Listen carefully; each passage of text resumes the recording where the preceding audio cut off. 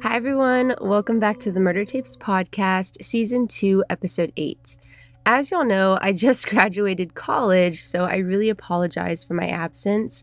It just became extremely overwhelming working full-time, going to school, and doing the podcast. But now that I'm done, I can focus all of my time on this, which I'm really excited about. I was also so sick this past 2 weeks. It was literally the worst sickness I've ever had. So anyways, aside from that, I hope you all have been well, and I just want to say that I truly appreciate y'all's loyalty for still listening to the episodes and showing love. I really, really appreciate it. Today's episode is a long one, probably the longest episode I've ever made, so I hope y'all enjoy it and that this makes up for my absence. Today we're going to be talking about the Gary Michael Heidnik murders.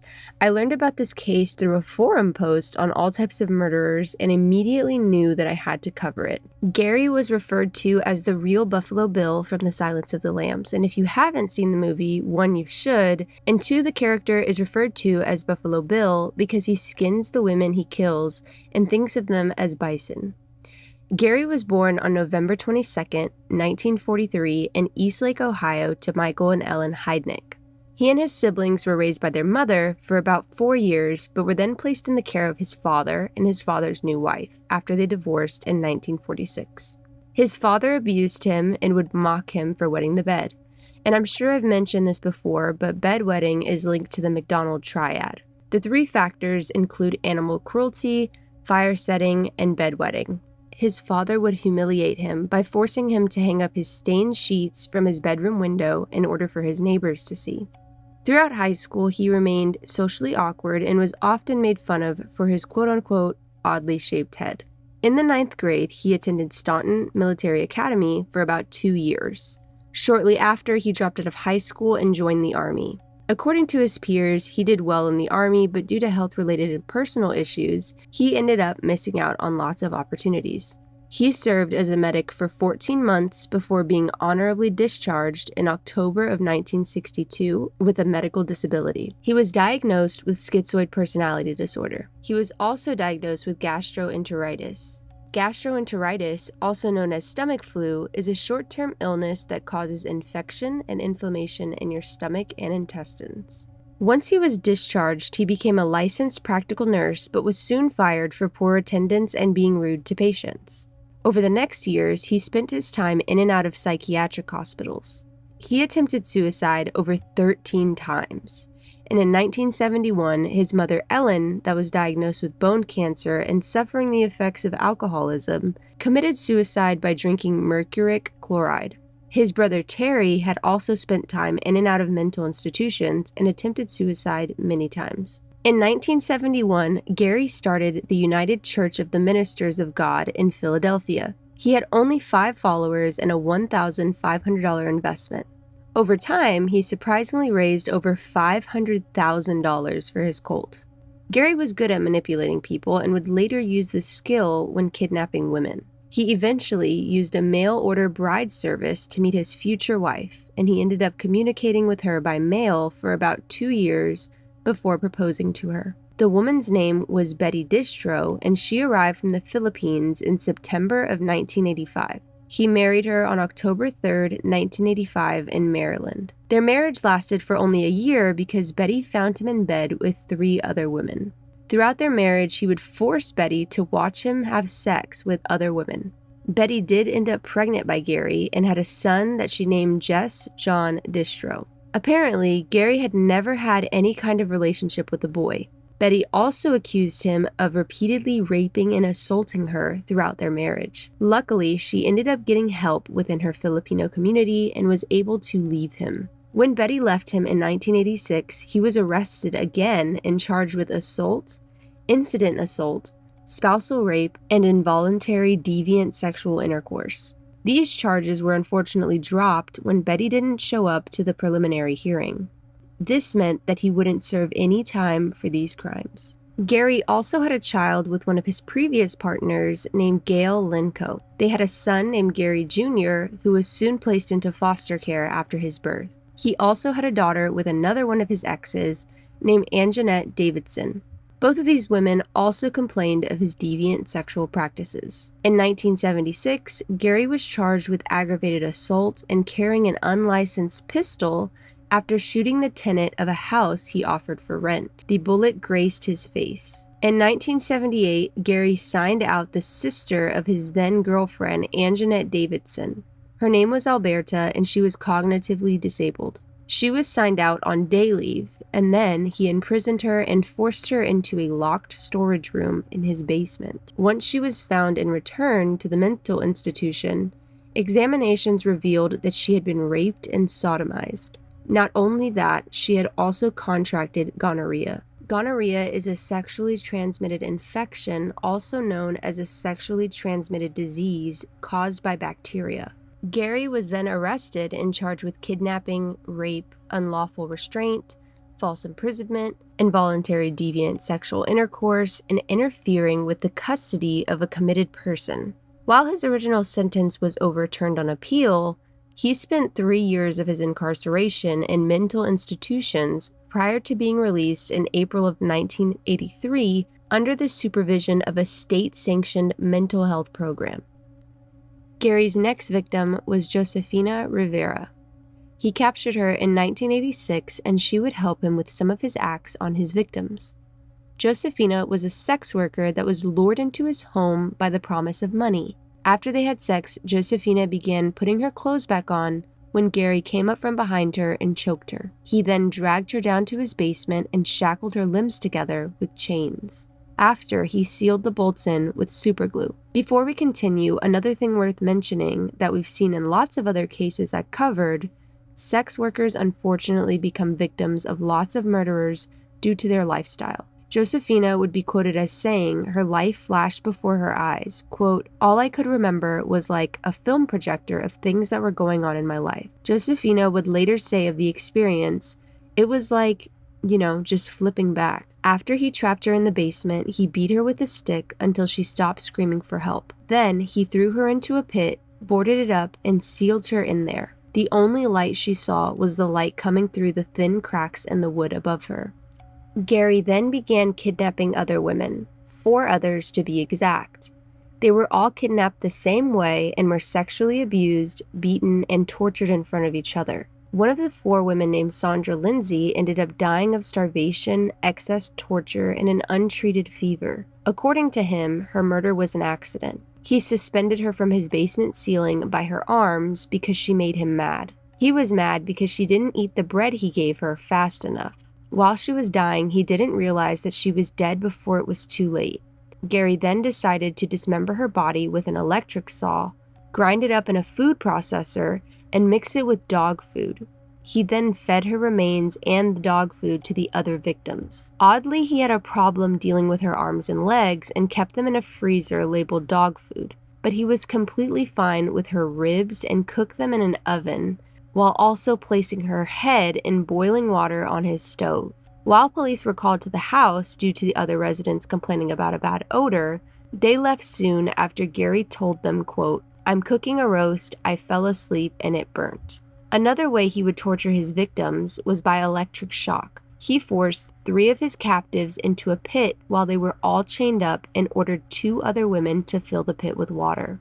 Then, Josefina applied an electric current from an extension cord to the women's chains. He also stuck screwdrivers in their ears, and in order to cover their loud screams, he would play loud music or keep his TV volume up.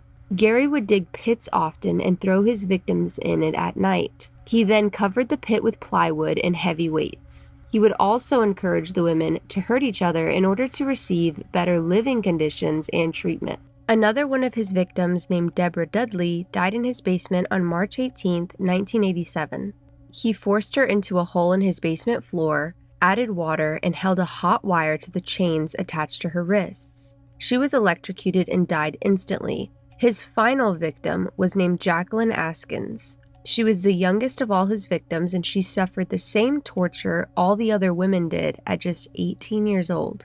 On March 23, 1987, Josefina and Gary abducted Agnes Adams. But the very next day, Josefina convinced Gary to let her go temporarily so she could visit her family.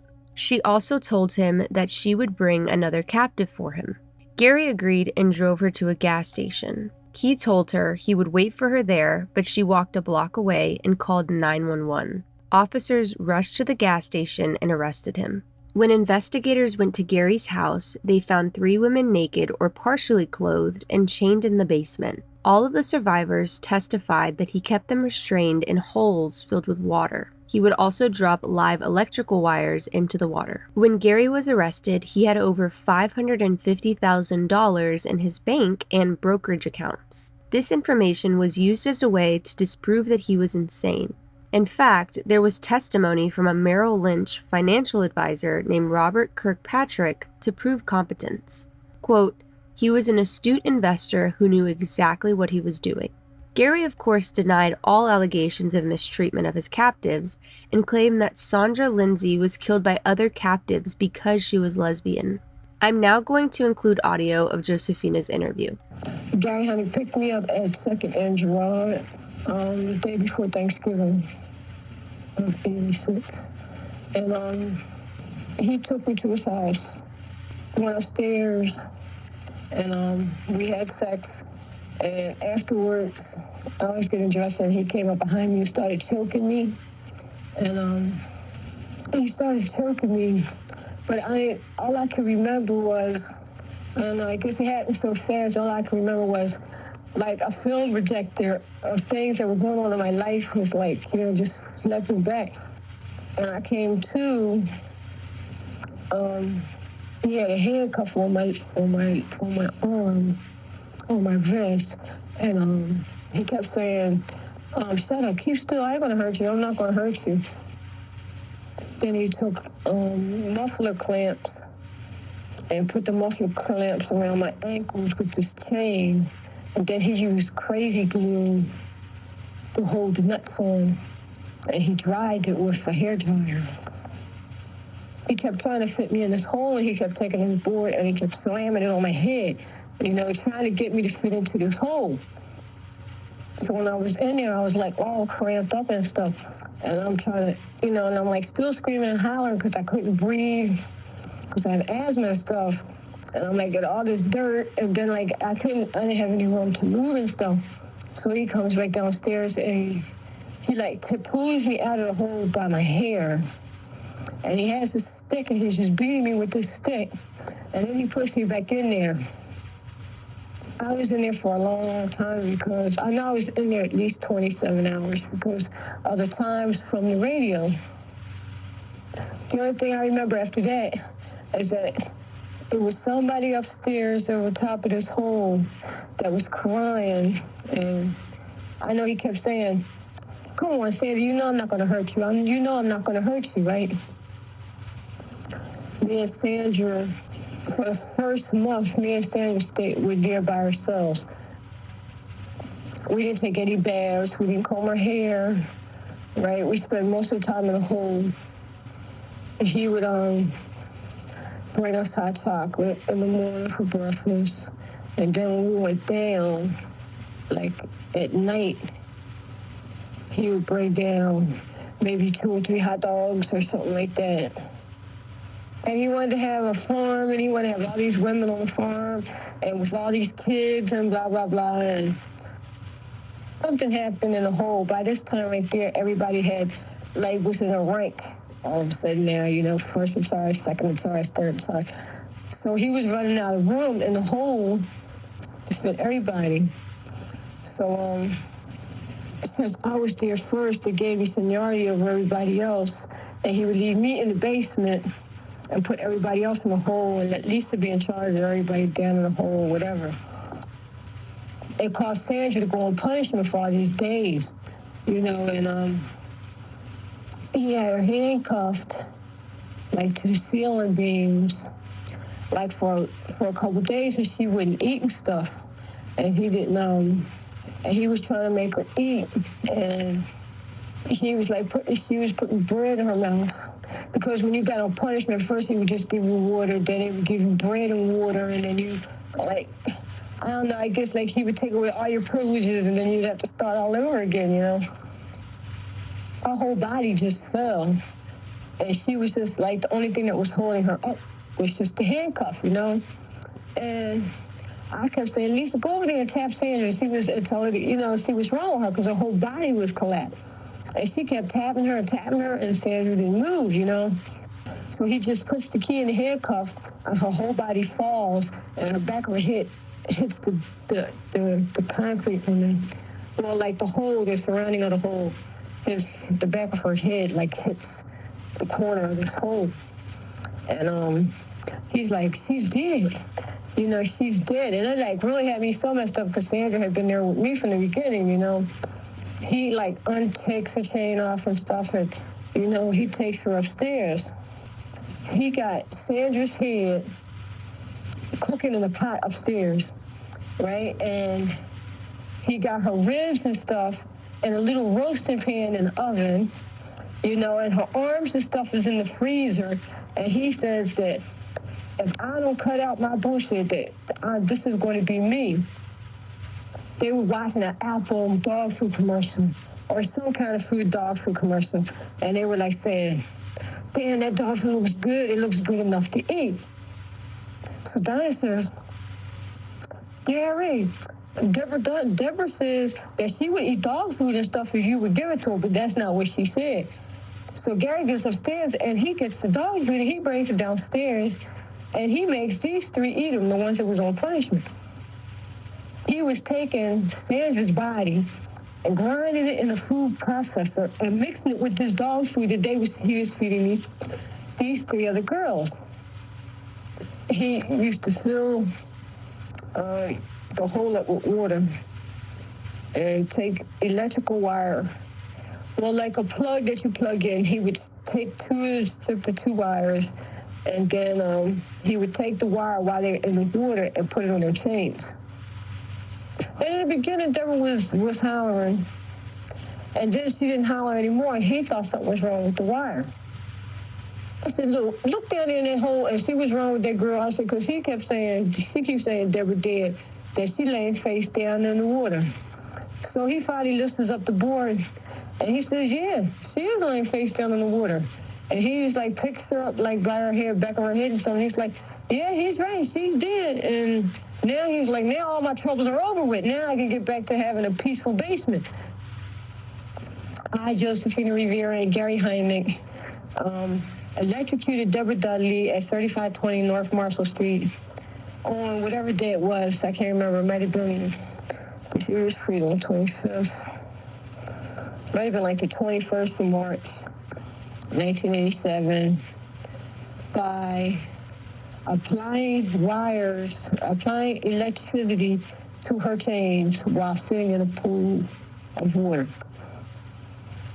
Anytime that you're cut off from the world outside, and whoever's holding you captive, the same person after a period of time, you're going to grow to like him regardless, because he's your only contact to things that are outside, or he's your only source of survival. And over a period of time, psychologically, you know this. You know that this is the person that's got to bring you bread and water and things like that. So it just became he just created his own little world in his basement, and everybody just kind of pretty much dealt with it, I guess, in their own way. I tried to get the interview that Gary did, but there's only small clips of it online, and there's really loud noises in all of the ones that I found. Gary's best friend, Cyril Tony Brown, was also arrested but was soon released on $50,000 bail and an agreement that he would testify against Gary. He also admitted that he witnessed Sandra's death in Gary's basement along with her dismemberment. Gary attempted suicide once more when he was arrested in April of 1987. He attempted to hang himself in his jail cell and also attempted to overdose on prescribed Thorazine. Interestingly enough, Gary claimed that the women were already in the house when he moved in. The fact that he would even think about saying this is beyond me. All of his pleas, including insanity, were dismissed and he was sentenced to death. Before his death, Gary stated he wanted to be executed because the execution of an innocent man would stop the death penalty in America. His daughter had also tried fighting his case for years, but in the end, he was executed by lethal injection on July 6, 1999, at State Correctional Institution, Rockview in Centre County, Pennsylvania, and his body was cremated. Interestingly enough, police set up 2 different protest areas across the street from the prison. One of the sides was for people that were for the death of Gary, and the other side was for those against it. At the time, only one person showed up. It was a man that identified himself as being a Pennsylvania student. He also held a sign that said, "Stop hypocrisy." He said, quote, "I don't think this is an appropriate response to criminal activity. I in no way support the actions that Gary took, and I might even be tempted to say that I could never forgive him if he had done it to my family. But I see this as hypocrisy." Later in the day, 2 more protesters arrived. No large protest occurred, and the Pennsylvania Catholic Conference ended up releasing a statement calling the death penalty unnecessary and inappropriate.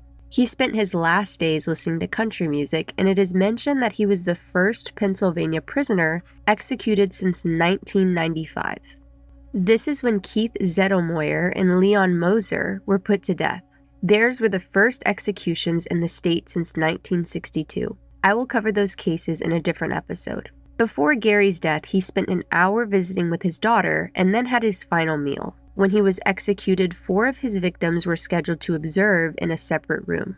Something I find interesting is that though he is referred to as a serial killer by everyone, including myself, the FBI does not label him as one because their standards of a serial killer must include 3 or more murders. In my opinion, because of the nature of his crimes and how close his victims were to death, he should be labeled as a serial killer. But what do you think?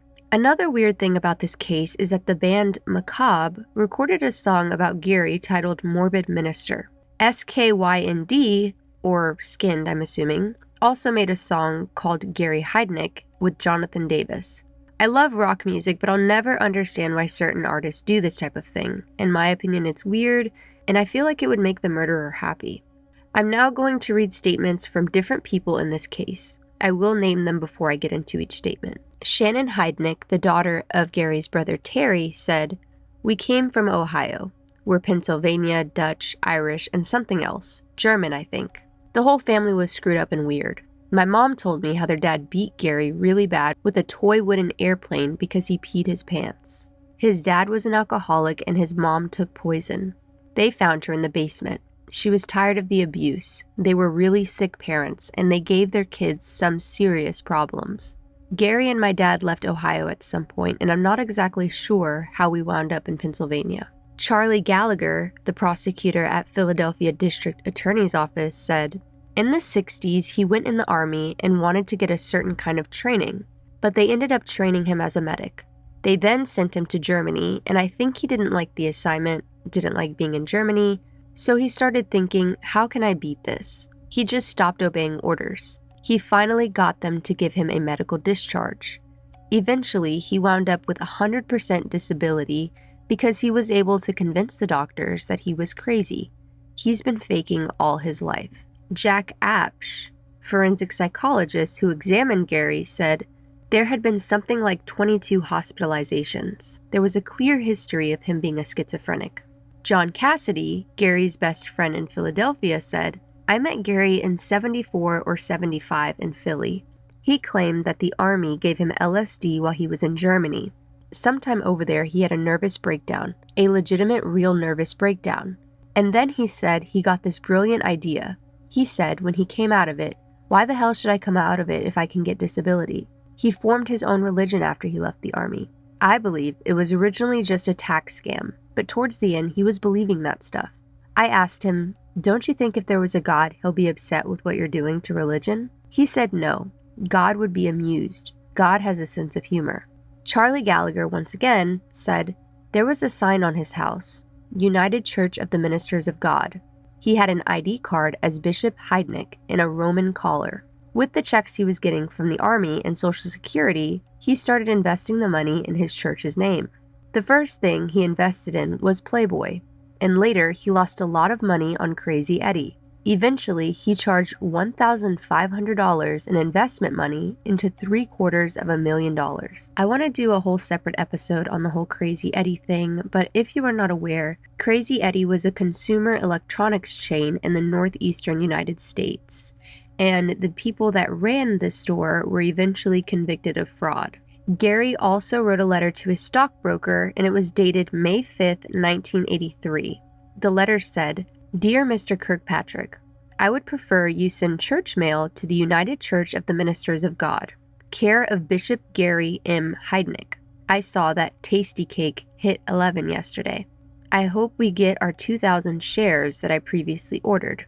Thank you, respectfully, Bishop Gary Heidnik." John Cassidy said, "He had a lot of money. He had a Rolls Royce and a Cadillac, but at one point he was driving around in a trailer and sleeping on the street in it in southwest Philly." Doris Zabulka, Gary's next-door neighbor in North Philadelphia, said, "He held these church services on Sundays. A lot of people came, and they were usually mentally retarded." John Cassidy then said, "In the 70s, he had this girlfriend. She was black and retarded. He has an IQ of 148, but all of his girlfriends were black and retarded. He said the blacks treated him better than the whites ever did. He also said he sexually preferred blacks, that they expected less. His girlfriend was Anjanette. I think they eventually had a daughter, and Anjanette's sister was severely retarded, and he took her out of the institution and brought her home. And they said he kidnapped her." Josefina Rivera said, "He told me that he had a girlfriend named Anjanette, and that Anjanette's sister was in a mental institution, and that they had went to visit her one weekend and ended up bringing Anjanette's sister home with them. Later, the mental institution came around to the house and took Anjanette's sister back, and he was subsequently charged with raping Anjanette's sister." Charlie Gallagher then said, "He kept the sister locked up in a storage bin in his basement. He went to prison. He should have been convicted of rape in that case, but he was convicted on other charges because she couldn't testify. He was sent off to Graterford, which was hard time." Chuck Peruto, a criminal defense attorney, said, "He comes up for parole on that prior assault. These are the people with the power to grant your release, and they ask him a question at the parole board hearing, and he doesn't answer them. He writes on a piece of paper, quote, 'The devil put a cookie in my throat. Are you going to release him on society?'" Josefina Rivera said, "When he got out, he couldn't find Anjanette, and he felt society owed him a wife and family." John Cassidy then said, "After he got out of jail, he got his mail-order bride from the Philippines named Betty. He thought he was getting hooked up with a nice, subservient Oriental, but she wasn't. He brought her up to the Franklin Diner a couple of times with me. He started getting much more reclusive around that time, though." Doris Zabulka then said, "For a while there, him and his wife started fighting a lot. I talked to his wife outside sometimes. She was pregnant with little Gary, and she told me, 'He's hitting me.' I said, 'Honey, you're pregnant. If you can't stop him from hitting you, leave.' And she did. After the wife left, there were a lot of girls in and out all the time. They looked like hookers. One night, we were sitting on the front porch, and a girl comes flying out the door. She was thrown out. She was half naked. She's screaming and banging on the door. The cops came, and he gave her back the clothes." John Cassidy then said, "For all the years I knew him, he would do weird things, like wear a leather coat with sheepskin lining in the middle of August. Or there was this time when he lived in West Philly. There was this car with some kind of machine gun, an afro emblem on it, and he said it was one of them violent people. It was always parked in front of his house, so first he shot out some of the windows with a BB gun, and the car would still come and park there. Then he would pour sugar down the gas tank, but the car just kept driving, and he put more in, and it still ran. He put like 20 pounds of sugar in, and the car never stopped running. It drove him nuts. He was always crazy, but I thought he was a garden variety Kensington kind of crazy. But then after his wife left, he started getting paranoid. This was, I guess, in the mid-80s. Josefina Rivera then said, on November 25th, 1986, "I was hustling on the corner of 3rd and Girard at about 11 p.m. A 1987 Caddy, a Coupe de Ville, pulled up. The driver of the car and I discussed price. We came to an agreement of $20, and he drove me to 3520 North Marshall Street, and we went into the house. He identified himself to me as Gary Heidnik. We went up to the second floor, front bedroom, and he gave me a $20 bill. Then we took off our clothes, and we had sex on his waterbed."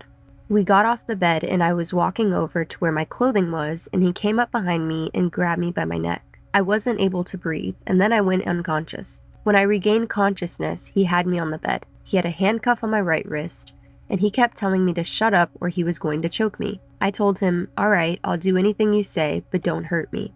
When we got into the basement, I saw this big hole in the floor and plastic bags full of dirt were stacked in the corner. He shackled my legs to a chain. He used clamps that are used to hold mufflers on around my ankles, and he secured them with nuts. Then he put crazy glue on the nuts so that I couldn't turn them. He told me that he was going to get me pregnant and I would have his children and he would raise them. He put me in a hole in the basement floor. He kept trying to put a board over top of me, but it wouldn't fit because the hole wasn't deep enough. He finally forced the board down over me, and after I was in there a while, I had trouble breathing and I was screaming. He took the board off and pulled me out of the hole by my hair, and then he picked up a stick and started to beat me with it. Then he put me back in the hole and left me there for a long time. It seemed like it was a full day or more. Then I heard his voice and a girl's voice coming down into the basement. I could hear him saying, "Be quiet, shut up, Sandy, you know that I am not going to hurt you." Tracy Lomack, sister of Sandra Lindsay, said, "Sandy was a retarded adult. All she wanted to do was be like you and me, normal, to fit in.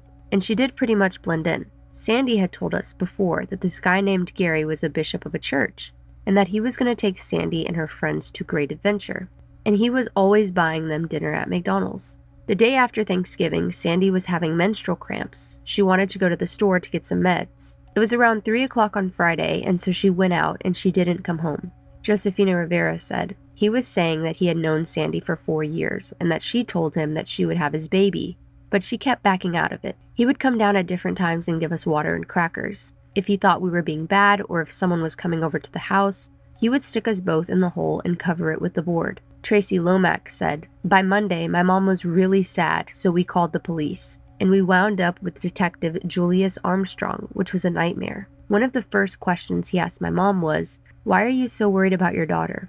She's 25, and we realized he wasn't going to do anything. Julius Armstrong, the former detective, said, "I found out she was a person who worked. I think she was very functional, so I think she had enough intelligence, enough pride to be on her own."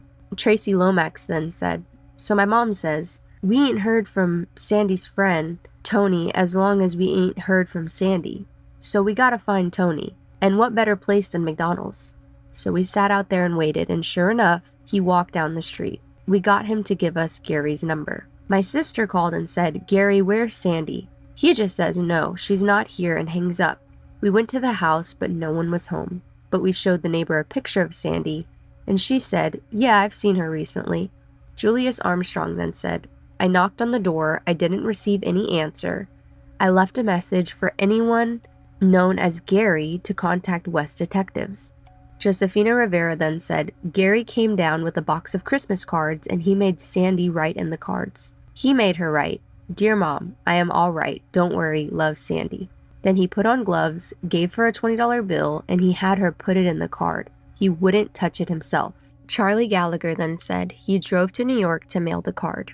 A lot of times, the police investigate if people are really missing or if they fled on their own because they didn't like the situation they were living in. The card was mailed to put the police off and to stop the family from coming around to the house again. Tracy Lomax then said it was out of character for her to send a card and not call. So we went back to Detective Armstrong and we asked him to have a handwriting analyst look at it, but he was content that she was okay. That's when he basically seized the investigation. Julius Armstrong then said, "In my mind, this person was missing voluntarily."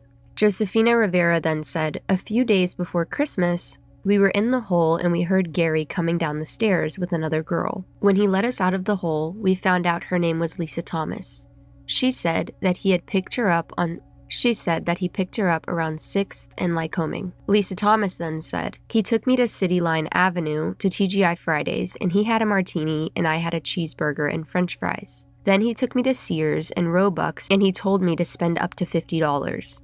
Then he took me to his house on Marshall Street and gave me a beer. We were watching a movie, then we went upstairs and we had sex. Afterwards, he got up and strangled me. I couldn't hardly breathe, and I told him that he could do whatever he want, and that's when he got the handcuffs and took me down to the basement. He had the chains and clamps, the car clamps. He put them on my ankle and he had to count the links, so, the amount to open my legs wide to have sex. Josefina Rivera then said, in the first month, there was sex every day, and when Lisa came, about every other day. Sometimes he would start with one and kept going until he finally came with the last girl. On Christmas Day, he came to the basement with a Chinese menu and told us because it was Christmas, we could order anything we wanted from the menu. Then, the day after, he went back to giving us Pop-Tarts in the morning and a plate of rice and hot dogs at night. Chuck Peruto then said he kept them alive barely with store-brand dog food and cat food.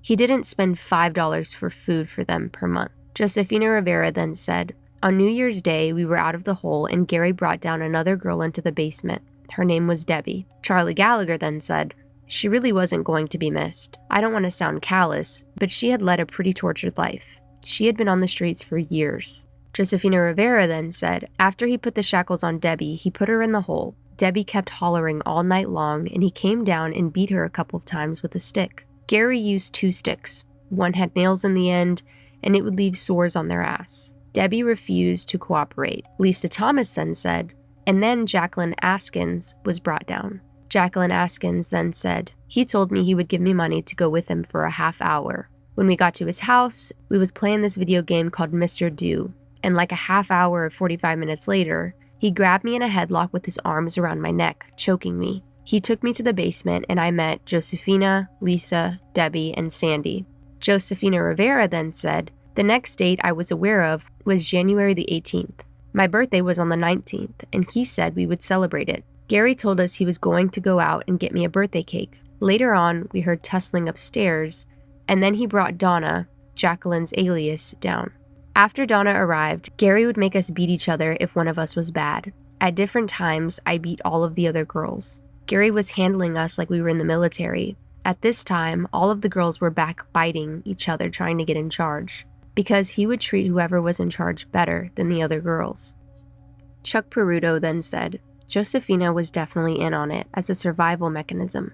She was beating the other girls. She was feeding a sick mind so he would eventually trust her. John Cassidy then said, I later realized that when he had those girls in the basement, he came to South Philly to talk to me about putting a big fence around his house. He had Josefina with him. Gary and I had to run an errand in my truck, and I said that I didn't have room for her. He said, she'll stay here at the gas station. Meanwhile, there were 2 police cars sitting there. She was supposed to be a captive. Well, she didn't seem like a captive. I know later they were talking about Stockholm Syndrome or something, but she didn't appear to be a captive to me at all. Josefina Rivera then said he would gag their mouths and take a screwdriver to their ears. At first, he used a little screwdriver, and then he moved up to bigger screwdrivers. When he did this to them, I could see tears coming from their eyes and they were trying to scream, but the gag muffled their sounds. Lisa Thomas then said, in February, Sandy did something to upset him, and he told me to beat her constantly because she was eating bread and water. She was eating it slow and he kept hitting her to hurry up to eat the bread. He hung her on a loop and she was up there for 3 days standing. Then it looked like she was just hanging down, sleeping. I went over to smack her face and Gary came back downstairs saying she was playing, but she was dead. Charlie Gallagher then said, Sandy, it was the horrible way he killed her. He had her hanging. She used to have problems with her mouth and her jaw. She couldn't eat food that quickly, and that was part of the reason she died. She was held up by her wrists and she fell asleep. Chuck Peruto then said, she basically suffocated, because when you pass out from fatigue and you're being held up by your arms, you cut the oxygen off. He didn't want to kill her. He was punishing her so that others would see what would happen if you got out of line. Josefina Rivera then said, Gary took her chain off and he carried her body upstairs. I could see that Gary was upset. We were all upset because we didn't know what he was going to do. I was afraid that he would panic and take it out on all of us. Later on, we would hear a sound like an electric saw. Then, we started to smell a terrible odor for like 3 or 4 days. Doris Zabulka then said, my father lived down the street from us. He said it smelt like a dead body. I kept calling the city. There was one day I asked Gary about the smell, and he said, quote, I haven't smelled anything. I've been cooking. Maybe you just don't like my cooking. Josefina Rivera then said, the smell was the worst thing I have ever smelled. When he would come down to have sex with everybody, we could smell the odor all over him.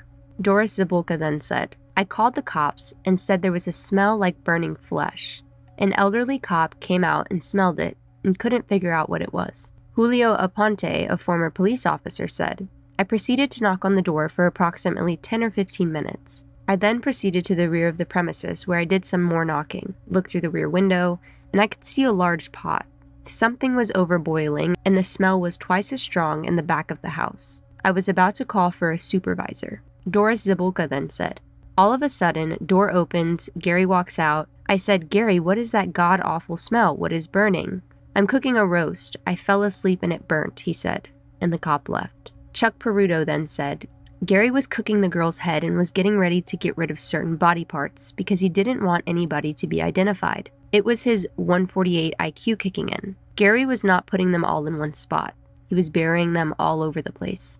Josefina then said, Debbie was still acting up. She was hollering and screaming. Gary took her upstairs and I asked her later what Gary did to her. Finally, she told me that Gary had Sandy's head in a pot on the stove and he was cooking it. He had Sandy's ribs and like a hip bone and other pots in the oven. She also said that he had Sandy's arms and legs in the freezer in the kitchen. Charlie Gallagher then said, when Aponte came to the house, I think he was boiling Sandra Lindsay's head at that point and getting the teeth so there could be they didn't find any hands or fingers. It's so sad. Josefina Rivera then said, on March 18th, Gary went out, and when he came back, the girls were making noise. Gary told me to hook the hose up to the sink so he could fill the hole with water. While the water was filling the hole, Gary went over to the electrical extension and started to touch their chains with the hot wire. The girls were screaming and hollering, begging him to stop. Gary said he would stop if everybody got quiet, but Debbie refused to get quiet. Gary gave me the wire and told me to hold it on Debbie's chain. Debbie was still hollering, and then he took the wire from me and held it on Debbie's chains for a few minutes. Then everything went quiet. Jack Apsh then said, he wasn't really intending to kill anybody. He drew diagrams for me of how he had Debbie, how the electric was just there to get her to do what is right. He showed me how he applied the electricity, how she was chained, and how she was grounded so she shouldn't have died. Tracy Lomax then said, he killed Deborah on purpose because she was a fighter, she was strong, and she would have killed him at some point. He might have killed all of those women. Josefina Rivera then said, he told me to write this letter that says, Gary Heidnik and Josefina Rivera electrocuted Deborah Dudley in the basement of 3520 North Marshall Street. And then he signed it, and I signed it, and Donna witnessed it at the bottom. He said now he could trust me because he had this letter. Then he said he was going to go out and try to find a place to dump Debbie's body. Gary had a New Jersey map, and we went out and stopped at the Burlington Flea Market. From there, we pulled into a little place, like a little driveway, and Gary said, this is it. This is where I'm going to place Deborah's body at. He walked a good ways into the park. Because he didn't want anybody to find it, that was just like strolling through the park or something. Josefina Rivera then said, on March 24th, Gary put the girls down in the hole, and we went out looking for girls. While we were on Girard, we passed by a girl I knew, Agnes.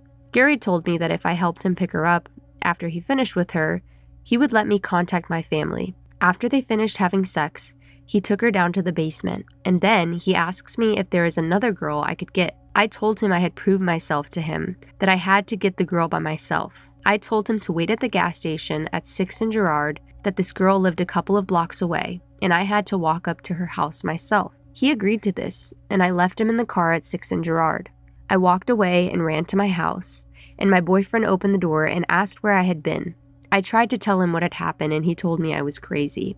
Then I went to the phone booth on the corner. David Savage, a former police officer, said, we responded to a female, Josefina Rivera, and we met her at 6th and Oxford. She told a bizarre tale of being held captive and chained up and people that were in the basement. John Cannon, another former police officer, then said, she said he's up the corner at 6th and Girard. I said, well, let's see if Mr. Gary's up there. And sure enough, there was a Cadillac just like she described. We got out, approached, and ordered him out of his car. The girl came down and said, yeah, that's him. He raped me and killed these 2 other girls, and he had me eating her bones. He cut up this girl and put her in a pot and made us eat her. She said other girls were still in there, down in the cellar in a hole. I said, wow. James Hansen, a former police lieutenant, said, when I got there, the house was sort of intimidating. It had metal doors on it, and all the windows had bars, and in the bars was a crucifix. John Cannon then said, the television was up, playing really loud. We went to the cellar door, down to the cellar in the back, and sure enough, laying on the floor were these half-naked girls, and they were screaming, "We're saved, we're saved." James Hansen then said, "I went to the freezer in the kitchen. Josefina said he had body parts in there. So I opened the freezer and I went to enough autopsies to know that they were body parts. Then I proceed down to the basement and the girls are sitting on a mattress. They were in shock, naked. They were chained to a soil pipe, padlocked. We had to go to the firehouse and get bolt cutters." Doris Zabulka then said, "Every news media from the world was on our block for the next 2 weeks. They came with their big trucks. I remember Dennis Woltering, Bill Baldini, a lot of the reporters for Channel 6. There was this one tiny little guy who had to stand on a milk crate when he was on TV, and we were all laughing at him. Larry Kane, the TV newsman, said, 'We thought we were tired of the story after 3 weeks, but the audience just couldn't get enough.' In my career, not counting the Move massacre and the senseless terrorist killings, this was the most bizarre thing to ever happen." Chuck Peruto then said, "People were constantly talking about the case, and there were these crazy jokes. Quote, 'Chuck, I heard you charged him an arm and a leg.' Gary Heidnik debuted his own brand of clothing today, dismembered only. Some were funny, some weren't. Eventually, Gary's stories wound its way into Silence of the Lambs. If you watch that movie, you can see a lot of Heidnik in the Buffalo Bill character, the way he has the girl in the pit." Doris Zabulka then said, "I was on Sally, Jesse, Raphael with the victims. I asked them about a time when I heard this banging constantly, and I was like, what the hell is that? So I think it's Gary or something, and I bang back and it stops. And I asked them, why didn't you yell and tell me you were trapped? And they said they thought it was Gary banging back, that he was in the house. I don't know why we never heard them." Chuck Peruto then said, "I was trying a homicide in Lancaster and my secretary calls me and says that a guy claiming to be Gary Heidnik was calling me from prison. It was all over the papers and airwaves. I thought it was somebody playing a joke on me at first. I go up to see him and the first thing he does is salutes me. Then he starts telling me the story, but he's obviously skipping major parts. So I said, 'Gary, the police reports in the newspaper at least. It shows that when they executed a search warrant, there was a head of a woman boiling in a pot on the stove, right then and there. Were you cooking the head?' He said, 'Yeah.' I said, 'Well, what kind of seasoning do you use?' And he looked at me and said, 'You're crazy.' I didn't get that ridiculous with him after that because I realized that this guy was either very evil or very insane." Doris Zabulka then said, "We were all amazed at how Gary looked during the trial. He was always a good-looking, well-kept kind of guy. He was always clean-cut and very decent-looking, and then at the trial, before it started, I met his lawyer, he came around the house, and I said, 'You're making Gary look crazy. He never looked like that. You're making him look like Manson.' And he says, 'Isn't it wonderful?'" Chuck Peruto then said, "If you want to demonstrate that someone is insane, then they gotta fucking look insane. During the trial, he looked like a total whack job. Did I do that? Yes. But doesn't women organized against rape dress up their victims?" Charlie Gallagher then said, "There was a belief that he was feeding the girls the body parts of Sandra Lindsay, mixed in with dog food. We examined the Cuisinart and other things in the kitchen, but we never found any physical evidence of that. And we didn't press it at trial because, yes, it would have cast him in a crazier light." Chuck Peruto then said, "If you make your victims eat human flesh, that's sadistic. But if you eat it yourself, that's insane." I thought Charlie was going to blow a blood vessel during that time in the trial when I tried to get that in. But Charlie was correct. There was no evidence of cannibalism. I started all of that. I would leak it, and by week's end, he's a cannibal. Charlie Gallagher then said, "Peruto basically said because of what he did, it's clear that he's crazy. It would have been a tougher case if Peruto had a better psychiatrist than the first guy he put on, Clancy McKenzie. He came up with some theory about 2 siblings and the fact that they were born 17 months apart, and Gary struggling with having a younger brother. It didn't make sense." Chuck Peruto then said, "Let's just say he wasn't the best witness in the world, and then the judge didn't allow a lot of testimony of my other expert, Jack Apsh." Charlie Gallagher then said, "This guy Apsh, he didn't really have all the credentials. He said he analyzed all the records, and I knew he didn't analyze all the records, because when I questioned him, I knew he hadn't been through half the things." Jack Apsh said, "They tortured me for quite a while on the stand. The bottom line is he had 22 legitimate hospitalizations for mental problems. Diagnosis included paranoid schizophrenia, a ton of psychotropic medications. He had been examined by hundreds of MD and PhD types over the years, and in the suicide attempt before he committed his crime, I think he took over 1,000 milliliters of Thorazine, drank a quart of vodka, and put a hose inside his car. That's not a real suicide attempt? When he was discharged, and he did the first girl not too long after that, he said something bad is going to happen. He had paranoid delusions that he probably maintained for the rest of his life. Chuck Peruto then said, "I would love to have the case today. I would have more ammunition than I did then. If I had a different judge, it would have been not guilty by reason of insanity. I've said it before, I love Lynn, but she was a tough opponent, and that's a lawyer's joke. If there's a judge, they're not supposed to be your opponent." Ken Englade was the author of Cellar of Horror, who wrote a book in 1988 about the case. Said, "The judge was very anti-Peruto and anti-defense. I think he had the cards stacked against him. I think Heidnik was crazy as hell, and she just ignored that. I think she wanted to run for office and wanted to be strong on crime." Charlie Gallagher then said, "Judge Abraham was fair and impartial. The trial record completely refutes any claim now by Peruto et al. To the contrary. No such complaint about bias was ever made in the 11 years of appeals, and the trial was reviewed and affirmed by the Pennsylvania Supreme Court and all levels of the federal court, including the Supreme Court, prior to Heidnik's execution in 1999. Marcella Linhart, the juror, said, "Gary certainly seemed lucid enough to amass a small fortune in the stock market, and he certainly was aware enough to cover his tracks to a certain extent when he got those girls. I just don't know if he was crazy or not. I thought the defense could have done a better job. With the way everything was brought by the defense attorney, we had no choice but to arrive at what we did. I regret voting for the death penalty, but I didn't really have a choice the way the law was written. I have wrestled with my decision. I guess I could have held out." Doris Cebulka then said, "One of the local radio stations did this show, Countdown to the Execution. They got me on the show, and I told them, this is a wish that Gary wanted done a long time ago. He wanted to die." Chuck Peruto then said, "As a lawyer, it was very frustrating that Gary didn't want to appeal, but he was smart enough to know he was not getting acquitted.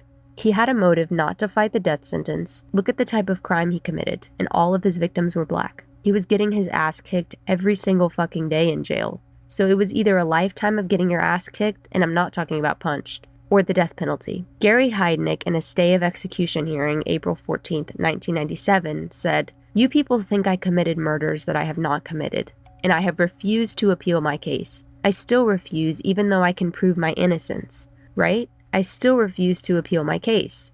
I resent this kind of shit being done to a disabled veteran." Tracy Lomax then said, "I went to the execution, but it was too calm and serene for me. I'm thinking execution is something like, turn around and let me shoot you.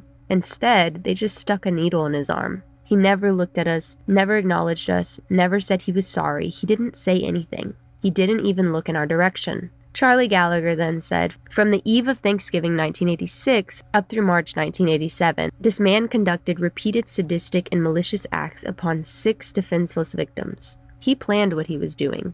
He went ahead and did it, and he did it on purpose. What kind of girls did he take? Girls that he knew he could force into submission. He got the young girl with mental retardation. He got her, and she was in chains. He forced her to sign a note, sent it home to her mother in order to defuse the family from trying to find that girl and save her. Is that the mind of someone who's psychotic? Who didn't know what he was doing?" Apparently, this case has always been very controversial. I'm going to add all the evidence per usual on our Instagram at Murder Tapes Podcast, and it'll also be in the show notes. While researching this case, I was constantly being shocked by all of the new information.